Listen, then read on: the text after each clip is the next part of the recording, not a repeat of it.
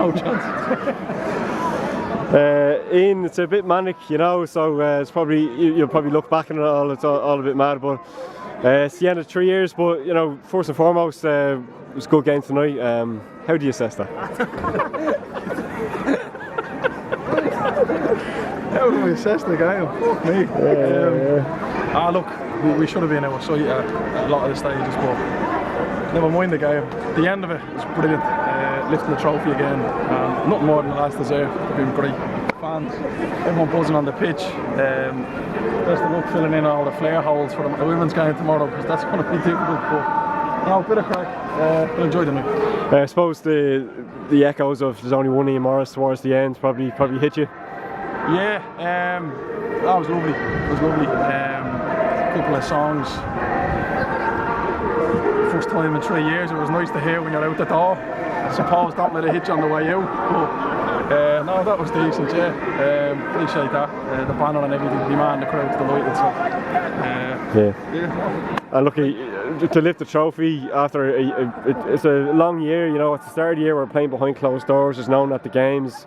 You have to go through a COVID outbreak. You have to go through maybe a drop in form a little bit when we're drawing games. But we come through all those things throughout a whole season, and that's what it's all about, really. Yeah, it is. It's going to be the celebrations. I say will go on till Monday morning probably, but we'll enjoy the weekend. It's been a great ride for me anyway. And met some fantastic people along the way, so delighted. When you think back on your Shelbourne time, what are you going to remember most fondly? Nights like this, the night in Drogheda, and the 2 nights left in the trophy. Fantastic, unbelievable. That's what it's all about. And I suppose the final word for the fans and the club. Thanks for everything, really. It's been brilliant. There's been a couple of downs, but there's been a lot of ups, and it's been brilliant. I couldn't have asked for more. I can definitely speak from everyone at the club that we're so grateful for the many nights that were there. It wasn't just the league winning nights. It was, you know, the derby win over St. Pat's. It was, you know, just grinding out wins where we didn't think we could, because usually we were so used to, you know, not winning those games. And essentially, I think the attendance tonight probably tells its own story. When you came in, small attendance, over 2,000 here tonight for a first division game.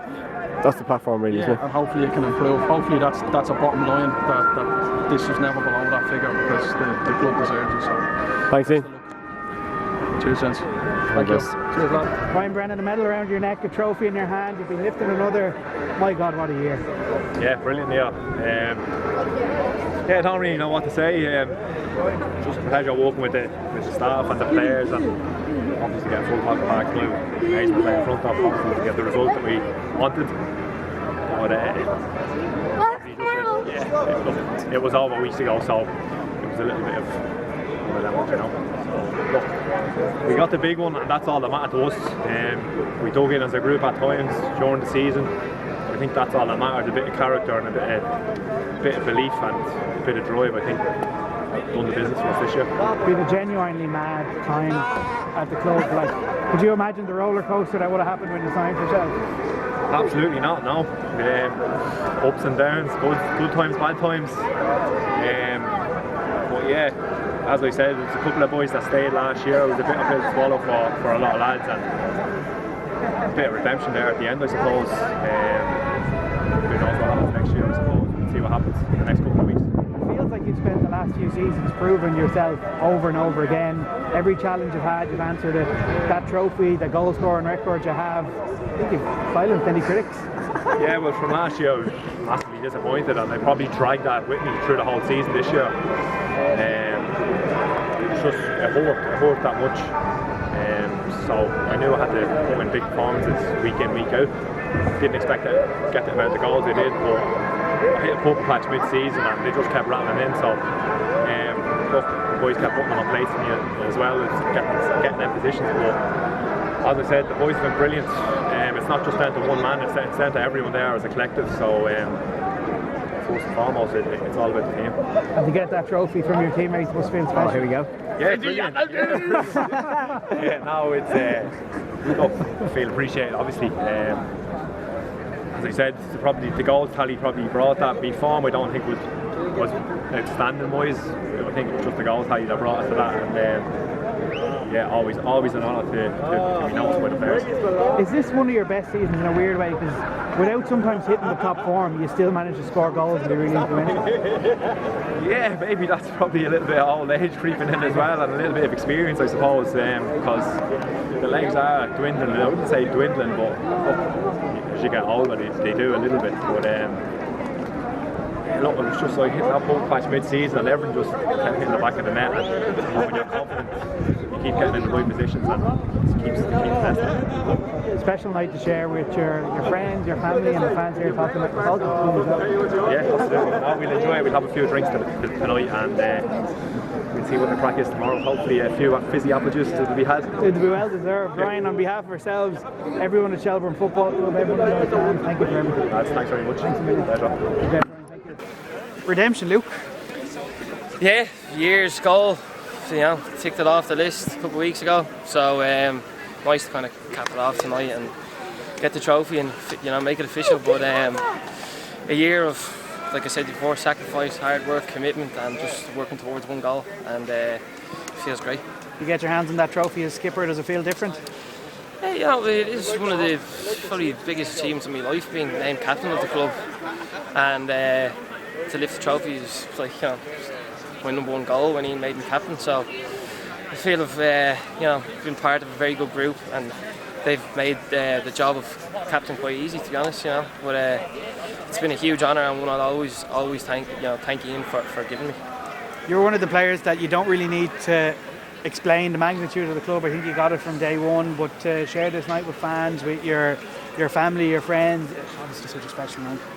Yeah, it's amazing. It's a lot of I suppose emotion really when you're out there with your family and friends, seeing lads that you haven't really got to see outside of a football setting before, with their families, and what it means to everybody, and how much happiness it gives to a lot of people. And I would have seen it firsthand in Drogheda really a couple of years ago, and then kind of really saw the potential of this club last year before COVID, and it's what I'm looking forward to now is next season, and kind of getting back to those big nights with huge crowds and testing ourselves against the best.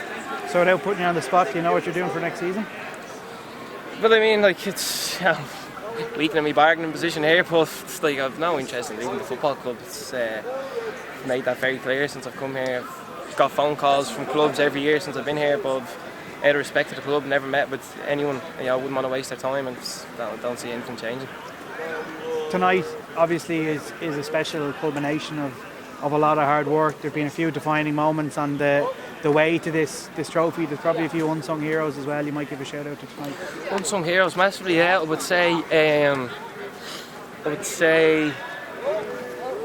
people like Michael Barker and